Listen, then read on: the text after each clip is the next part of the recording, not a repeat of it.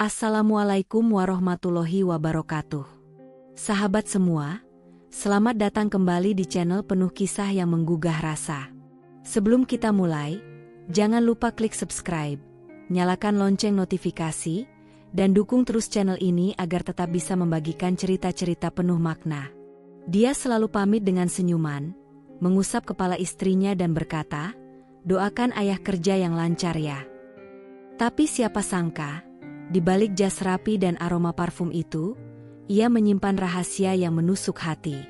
Sang istri yang awalnya percaya sepenuh hati, perlahan mulai curiga.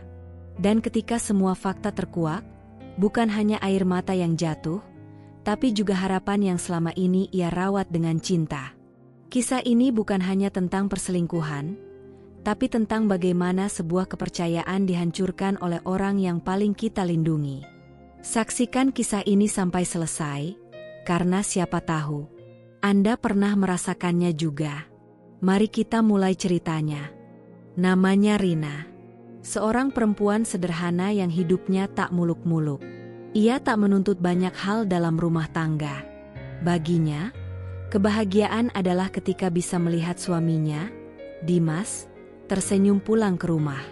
Ia bangun lebih awal setiap pagi, menyiapkan kopi hangat, menyetrika baju kerja, bahkan merapikan sepatu kerja Dimas agar terlihat bersih dan mengkilap. Semua itu dilakukan dengan hati yang tulus. Saat Dimas bersiap-siap ke kantor, Rina akan mengecup tangannya dan berkata pelan, "Semangat kerja ya, Mas." Dan Dimas, dengan senyum tipis dan pelukan hangat, selalu menjawab, "Doain ayah kerja yang lancar ya, Bu." Setiap pagi selalu seperti itu. Rutinitas kecil yang jadi napas hubungan mereka. Rina percaya, cinta itu bukan hanya kata manis, tapi hadir dalam tindakan kecil yang konsisten. Karena itu, ia tidak pernah menaruh curiga sedikit pun. Ia percaya bahwa suaminya adalah pria setia, laki-laki tanggung jawab yang tahu bagaimana mencintai dan menjaga keutuhan rumah tangga. Ia bahkan bangga, karena di mata keluarga besar dan tetangga, Dimas adalah suami idaman. Rina tidak tahu bahwa perlahan, cinta yang ia jaga dengan penuh kesungguhan, sedang dilukai diam-diam oleh seseorang yang begitu ia percaya. Namun pagi itu berbeda. Saat Rina membersihkan meja makan setelah Dimas berangkat kerja, ia melihat ponsel suaminya tertinggal di meja TV. Rina bukan tipe istri yang suka mengutak-atik ponsel suami. Tapi entah kenapa, jantungnya berdetak lebih cepat saat ia melihat layar menyala. Ada notifikasi pesan masuk. Bukan dari grup kerja, bukan dari keluarga. Hanya ada nama, "Sayang malam ini jadikan," terpampang jelas di layar. Seketika itu juga, tangan Rina gemetar. Ia tak langsung membuka pesan itu. Ia hanya berdiri diam, mematung, seolah hatinya sudah lebih dulu membaca isi pesan yang belum sempat dibuka. Dalam kepalanya, segala macam pikiran berkecamuk. Mungkinkah itu hanya panggilan bercanda dari rekan kerja? Atau sesuatu yang lebih? Ia menatap bayangannya di layar hitam ponsel itu, dan bertanya dalam hati, apa aku tidak cukup baik untuknya? Ia merasa dadanya sesak, matanya panas, tapi tetap menenangkan diri. Ia tidak mau gegabah. Rina menaruh kembali ponsel itu tanpa membuka apa-apa, mencoba mempercayai suaminya, walau hatinya mulai tergores tanpa ia sadari. Malam harinya, Rina berusaha bersikap biasa. Ia menyiapkan makan malam seperti biasanya, membuat sup ayam kesukaan Dimas. Ketika Dimas pulang, ia menyambutnya dengan senyum tipis, menyembunyikan gejolak yang tak berhenti berdesir di dalam dadanya. Mereka duduk makan berdua seperti biasa. "Mas, kamu lembur lagi malam ini?"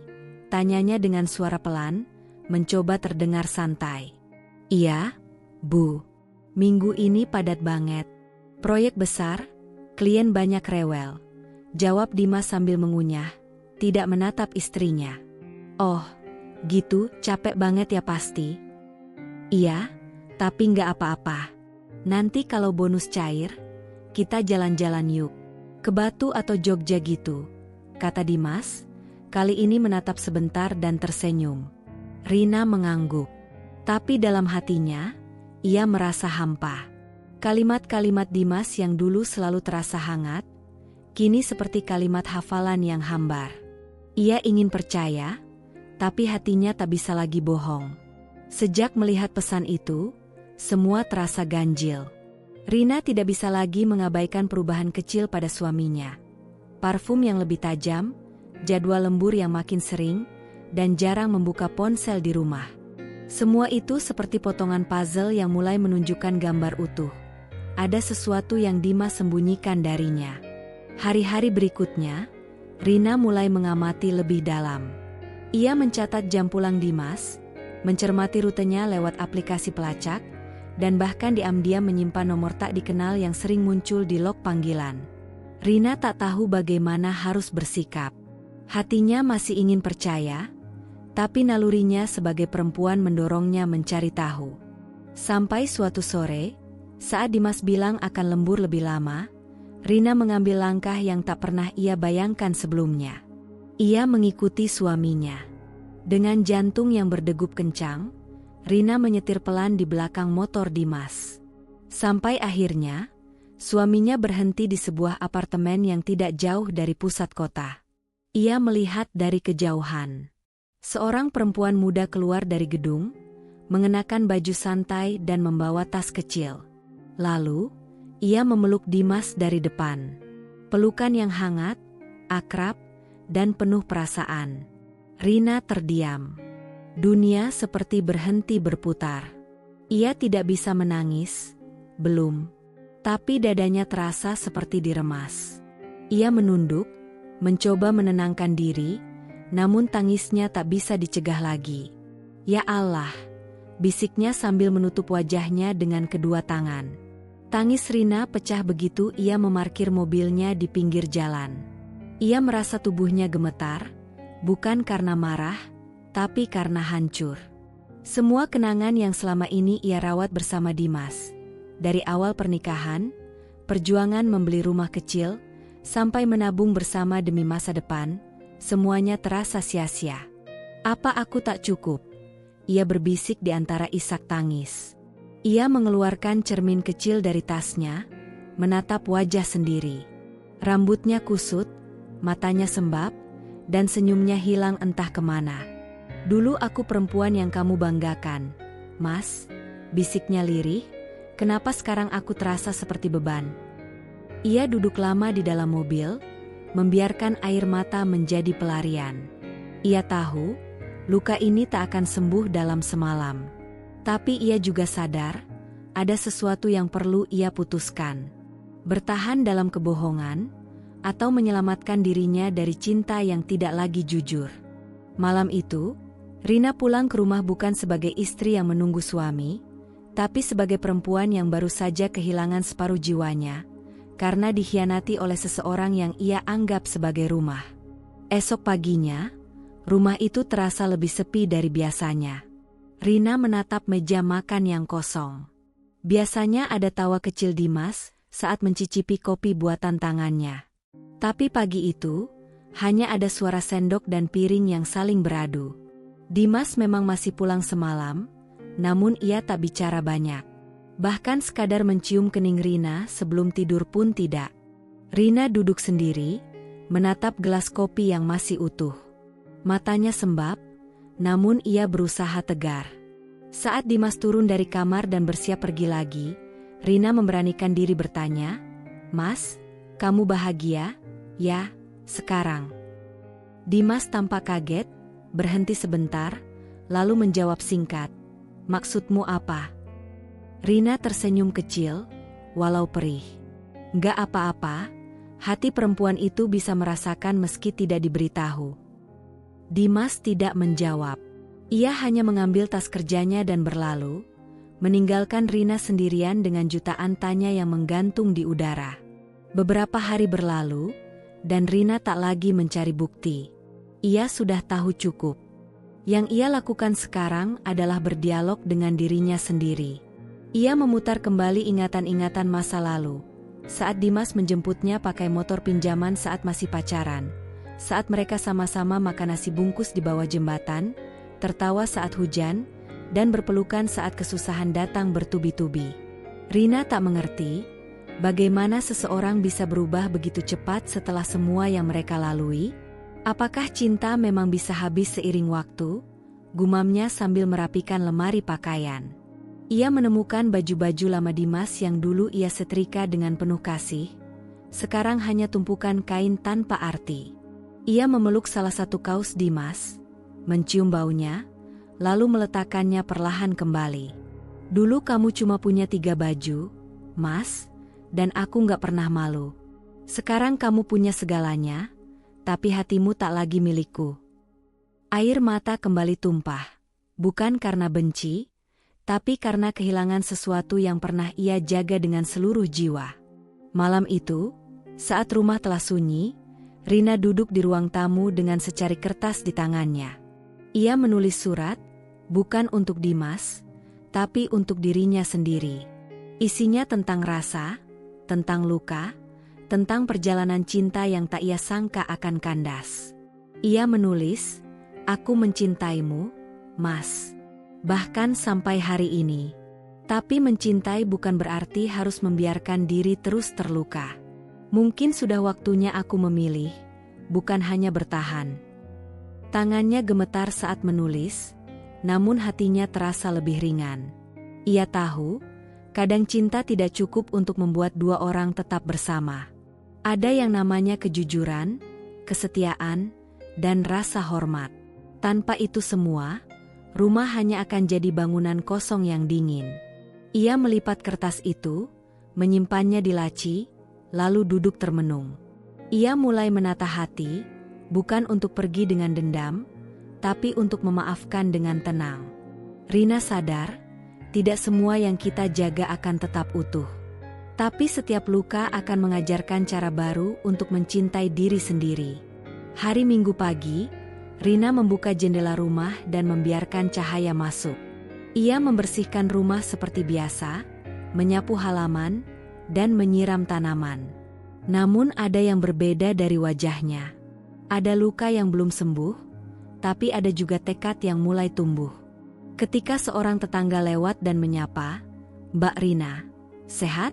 Suaminya nggak bareng, "Ya." Rina tersenyum ramah. "Lagi sibuk kerja, Bu. Saya juga lagi belajar lebih sibuk mencintai diri sendiri."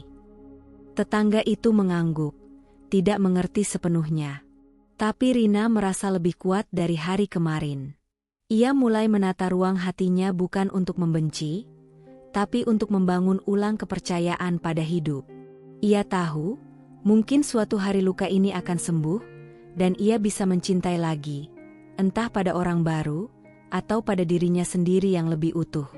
Karena ia percaya, perempuan yang kuat bukan yang tak pernah disakiti, tapi yang mampu bangkit tanpa harus membalas luka dengan luka. Beberapa minggu kemudian, Rina duduk di sebuah kafe kecil sambil membaca buku. Sendirian, tapi tidak merasa sepi. Ia kini mulai menikmati waktu untuk dirinya sendiri. Saat ponselnya berbunyi, ada pesan dari Dimas, "Maaf untuk semuanya. Aku salah. Aku bingung. Aku kehilangan diriku sendiri." Rina membaca pesan itu perlahan, lalu menghela napas. Ia tak membalas. Ia tahu, permintaan maaf kadang tak cukup untuk membalikan semua. Ia menatap langit senja dari jendela kafe dan berkata dalam hati, "Aku memaafkan, tapi tak akan kembali. Aku berhak bahagia tanpa harus terluka lagi." Di sekelilingnya, hidup terus berjalan. Tawa anak-anak di luar jendela, suara musik lembut di dalam kafe, dan aroma kopi yang menenangkan. Rina tahu, ini bukan akhir dari segalanya. Justru ini adalah permulaan dari perjalanan baru. Perjalanan untuk menjadi perempuan yang tak hanya dicintai, tapi juga mencintai dirinya sendiri dengan sepenuh hati. Sahabat semua, dari kisah ini kita belajar bahwa cinta dan kepercayaan adalah 2 hal yang saling menguatkan dalam rumah tangga. Tapi ketika salah satunya retak, maka semuanya bisa runtuh seketika. Jangan pernah anggap remeh firasat seorang istri, karena hati yang tulus bisa merasakan apa yang tak diucapkan.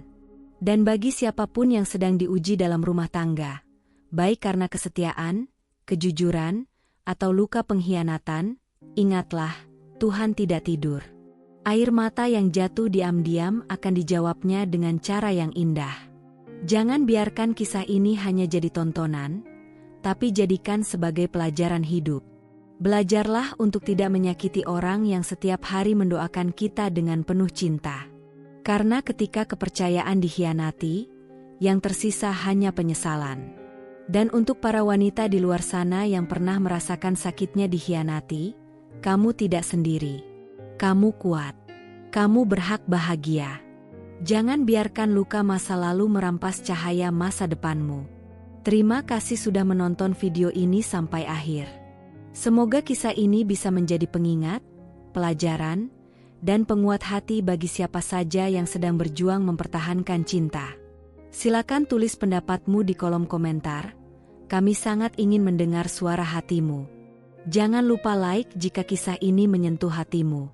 Dan subscribe channel ini agar kamu tidak ketinggalan kisah-kisah penuh makna lainnya. Sampai jumpa di video selanjutnya. Semoga kita semua selalu dalam lindungannya, dan rumah tangga kita senantiasa dipenuhi cinta, kesetiaan, dan keberkahan. Wassalamualaikum warahmatullahi wabarakatuh.